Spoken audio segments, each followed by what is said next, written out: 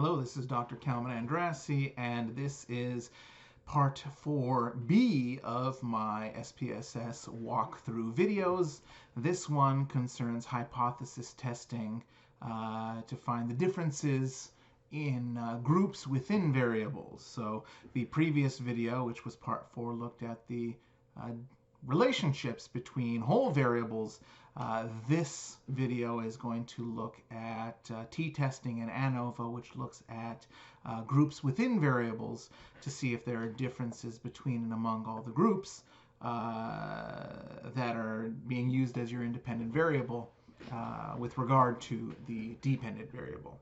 So there are two main categories of tests, as I just mentioned, the t-test and the analysis of variance, or ANOVA test.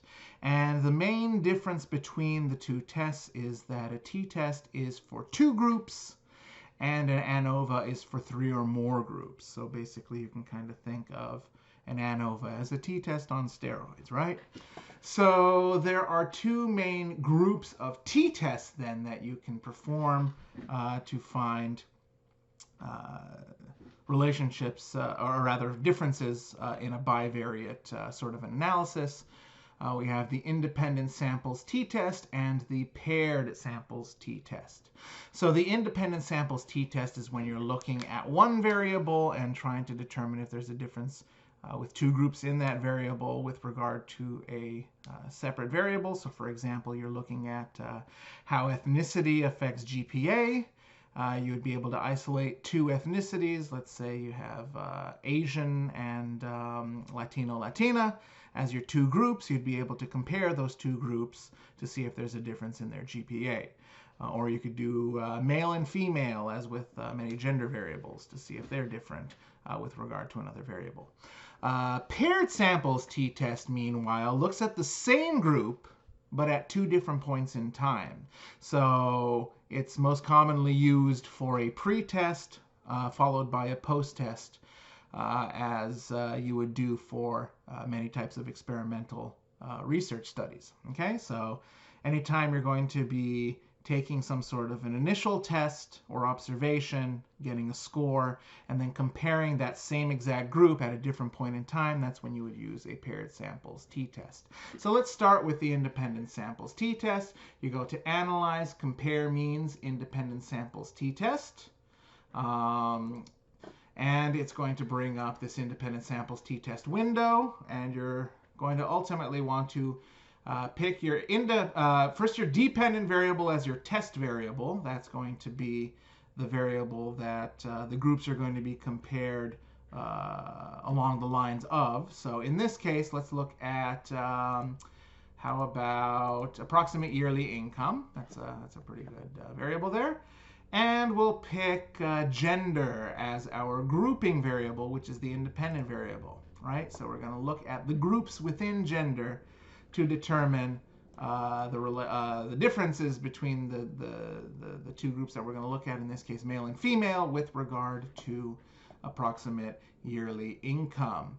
So as you'll see, it says gender question mark in parentheses here. What you're going to have to do is you're going to have to define the groups based on the numerical value that they're given in the variables. So if we go here to variable view, we'll be able to see our gender variable. And if you go to values and click on the little 3 ellipsis button here, it's going to give you the value label, 1 for male, 2 for female. Another way you can get this information is to right click and look at variable information, and it has value label 1 for male, 2 for male there. And I'm sure there are some other ways that you could potentially figure this out, but those are the 2 main ways that I do. So that's exactly what we're going to do here. We're going to look at male versus female, so we're going to compare 1 and 2. So we're going to click Define Groups, 1 for male, and then group 2 will be 2 for female. Hit Continue, then hit OK. And it's going to run the statistical analysis here. So it gives us all sorts of fun data. This is actually new to SPSS version 27, the independent sample effect sizes, which is actually really cool. It gives you Cohen's d value, Hedges correction, glasses delta. Looks like my textbook is going to have to be updated because at the time that I wrote my textbook, Cohen's d was not something that you could calculate in SPSS. So hey, look at that. We found something that we're going to be able to update. Anyway, let's go all the way up to the top here with the statistics. We've got the group statistics. We have 11 males under RN and 9 females that participated. The mean salary or income was $37,727.27 for males, $50,000 even for females. Standard deviation here, $9,317 and some change, and then $14,577 and some change for females, and then the standard error mean here at the end. What we're interested in, though, mostly for this test is this independent samples test. So here, you got to kind of think of this as two separate things that you're checking. First, you're going to look at Levene's test for the equality of variances, and then you're going to look at the t-test. They kind of stick this all together, so it confuses a lot of people. It sounds like it's one contiguous test here, but really you should think about this being one thing you check, and then after you check this, then you check the t-test of equality of means after the Levene's test. And the Levene's test is relatively simple. It's a test of homoscedasticity. That's a hard word to say, and I'm glad I said it right the first time. But basically what you're looking at here is whether you're going to assume that the variances of your variables are equal, or you assume that the variances are not equal. Don't even worry about that for purposes of actually running the analysis. Just look here at the significance value. So here we have 0.249. So you'll know that as far as significance goes, if our confidence level is 95%, as it usually is, 5% would be our cutoff, or 0.05. In this case, 0.249 is larger than 0.05. Ergo, we're going to assume that there is no statistically significant Levene's test value here. Okay? And basically what you do is, if you do not have a significant value, you assume equal variances and look at the top line. If you do see a statistically significant relationship or value here, you look at the bottom row. And that's all that you really need to focus on as far as conducting the t-test is concerned. If this number is larger than 0.05, look at the top row. If it's smaller, look at the bottom row. So here, we're going to look at that top row. And then we have here our t-value itself, our degrees of freedom. So if you were to download a t-test table, you'd be able to look up this value and what the degrees of freedom are to determine if there's a statistically significant relationship.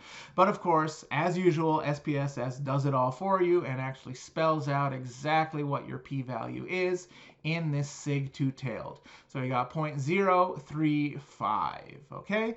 And with that, you're able to then make a determination as to whether or not there's a statistically significant difference between males and females with regard to income in the group that we've we've examined here with our downloaded database. So in this case, 0.035 is smaller than our cutoff of p being less than 0.05. So we assert that there is a statistically significant difference, and we reject our null hypothesis as the explanation for the relationship between these variables. Let's do it again for something that has more than two groups. Let's do compare means, independent samples, t-test. Instead of gender, let's do ethnicity. So we've got, let's see, that's the top variable. We got white, black, Latino, Asian, and other as our categories for this. Let's compare Latino and black respondents. So that would be value 2 and value 3. So instead of putting 1 and 2 into defined groups, we're going to put 2 and 3 in. Okay, so 2 for black respondents, 3 for Latino respondents. Going to hit continue there, and then hit OK. And again, we have for Black respondents, for Latino respondents. Income for Black respondents averaged at $47,500 and $40,000 for Latino respondents. Again, we look here at Levine's test for equality of variances. This number is very slightly above 0.05 at 0.06. So we still look at that top line. There's our t-value, 0.635, our degrees of freedom, 6. Plug that in, look it up on a chart if you want to verify. But the significance, actual p-value, is right here at 0.549. Again, because this is larger than 0.05, we're going to assume that there is no statistically significant difference. There's a 54.9% chance that the null hypothesis is true. So we will fail to reject our null hypothesis in this particular set of circumstances. Okay? Another thing you can do really quickly here is set a cutoff point for your variables, especially if you're using something like interval and ratio level data. You say you want to look at post-test scores on a statistics test and how they affect yearly income, right? What you can do instead of doing specific groups is set a cutoff point. So let's say you want to see people who got a C or better on that statistics test, so a 70% or higher, and what their yearly income is. Well, you can do that by clicking here on cut point and putting in 70 to represent that value. You can really put any value that you want. You can look at people who got A's on that test, see if they're statistically significantly different from individuals who got lower than an A on the test. You can set the cutoff point at whatever the median value is to compare low scores to high scores. Lots of different ways to use that cut point value. You know what? I'm going to keep it at 90 just to see people who got an A on the statistics test, do they have a higher yearly income? Okay, we're going to hit continue. I'm going to hit OK. And that's interesting, actually. So we've got here people who scored greater than or equal to 90%. That was 9 individuals in this particular test.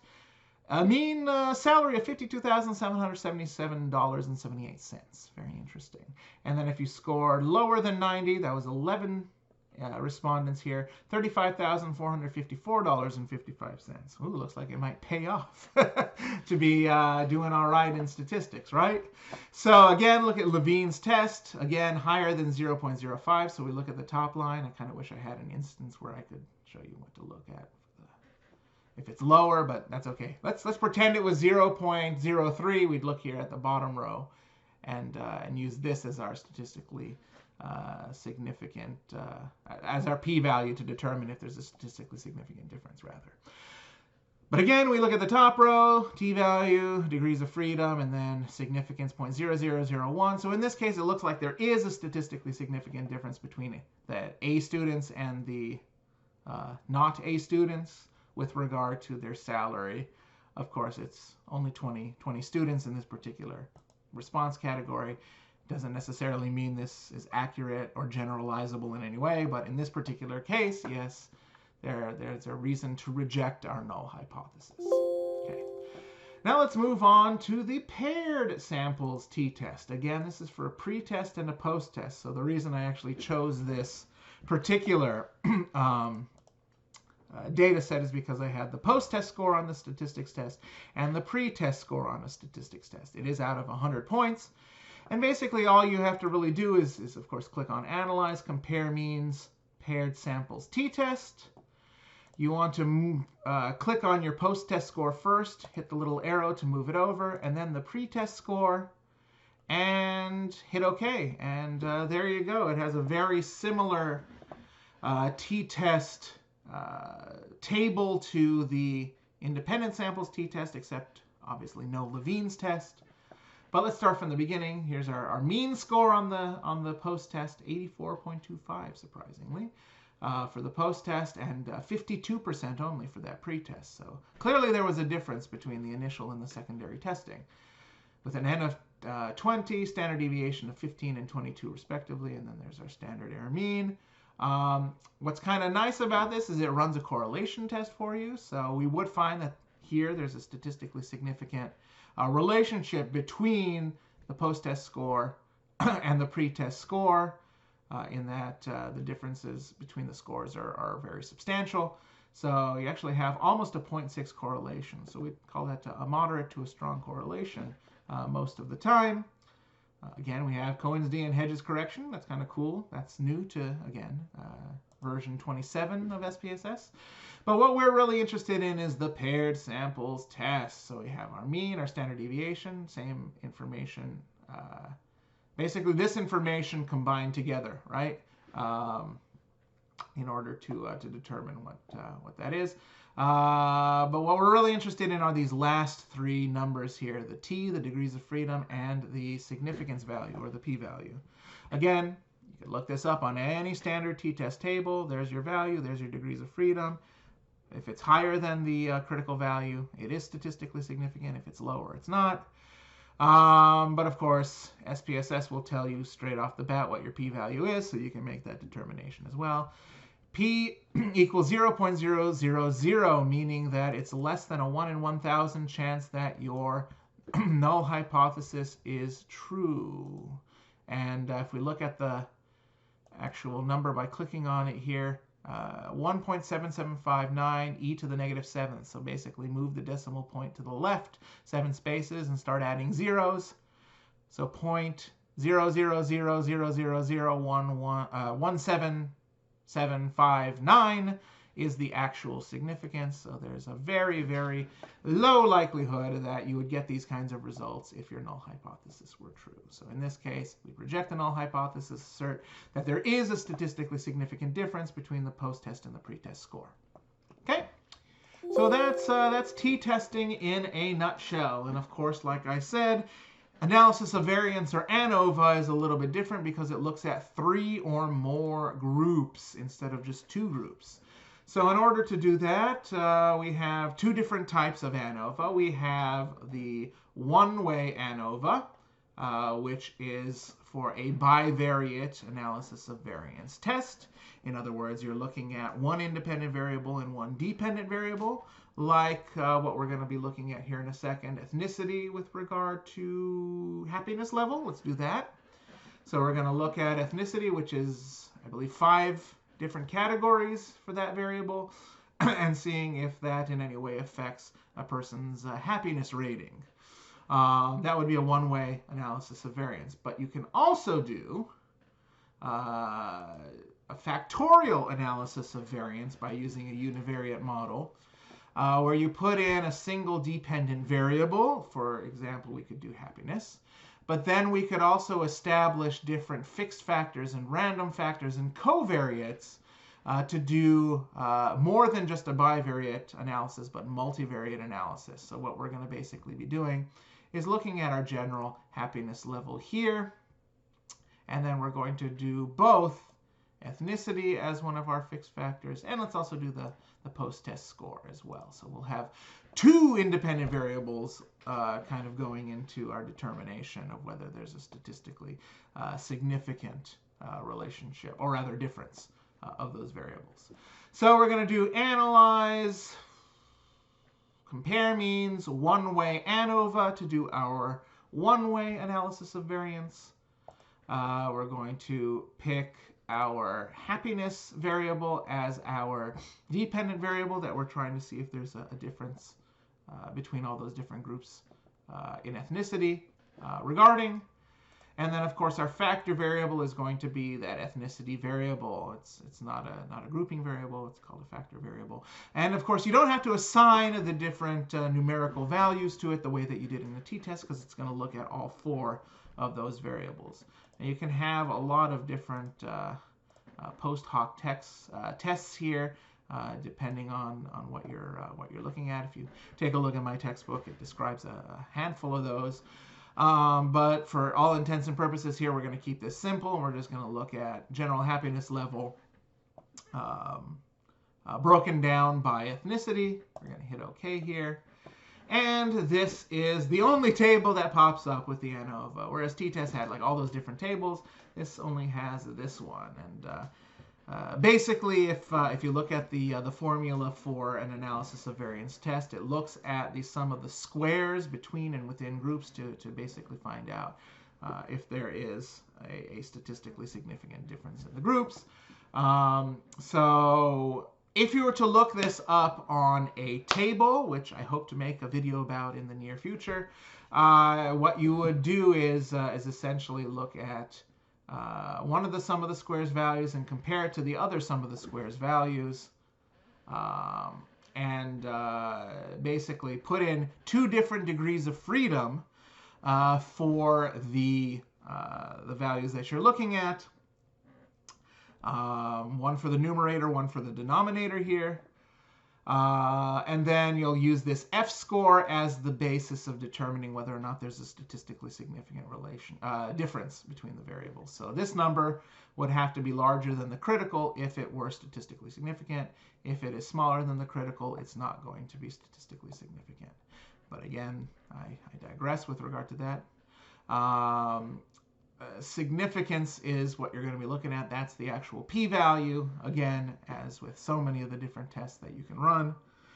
So our p is 0.746. There's a 74.6% chance that the null hypothesis is an accurate description of what's going on. So we're going to fail to reject that null hypothesis and assert that there is no statistically significant difference between all of these groups with regard to happiness level. So that's pretty straightforward there. Not too much deviation as far as that's concerned. We also have factorial analysis of variance. So here we're going to look at happiness level as affected by that post-test score and ethnicity, right? That's what I said earlier. Now, I'm going to assume these are just fixed factors instead of random or covariate factors. Fixed factor, you can look this up in my textbook, but basically it's all a matter of whether or not you've pre-established what the groups are going to be, or if they're kind of randomized. Don't worry too much about that. Just keep it simple. I think for most of the analysis that you would do at the undergraduate level and even at the graduate level, you're probably going to stick to fixed factors, but you can read all about the difference between a fixed factor and a random factor.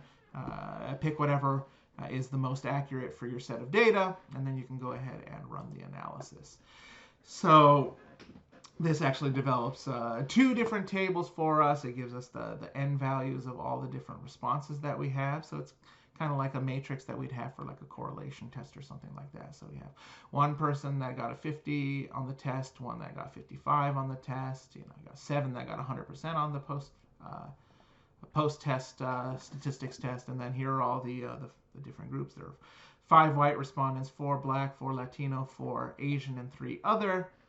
And then you have this very, very complicated breakdown of all the different ways in which these variables are related. The interesting line here is looking at post-test by ethnicity with regard to the dependent variable. And there's our significance value right there, 0.476. So in this case, we would find that the combination of ethnicity and post-test score doesn't seem to have a statistically significant effect on that dependent variable. There's no statistically significant difference between all those different groups. 47.6% chance that the null hypothesis is correct. So what do? We fail to reject the null hypothesis. And that's it. That's the other type of hypothesis testing, the looking at differences in a nutshell. So again, depending on the type of variables that you're going to be looking at, you're going to have potentially different requirements for determining whether or not your hypothesis is correct. So if you're focusing on groups and looking at group differences, then you're going to do these tests. If you're looking at whole variable relationships, how sleep affects GPA, how social media usage affects depression, those would be the Part 4A A videos, I guess we'll call them. I don't think I labeled it as Part 4A, but the Part 4 videos. And then these are for looking at differences between males and females, different ethnic groups, different religious groups, anything that's based on demographic considerations. You know, you can look at education levels and compare them as well. You can do the inferential statistics for relationships that I talked about in Part 4 for just looking at how education affects income. Or you can look at how education as less than high school diploma, college degree, and graduate degree affects income or something like that. Okay? So these are for those particular group analyses rather than the whole variable analyses.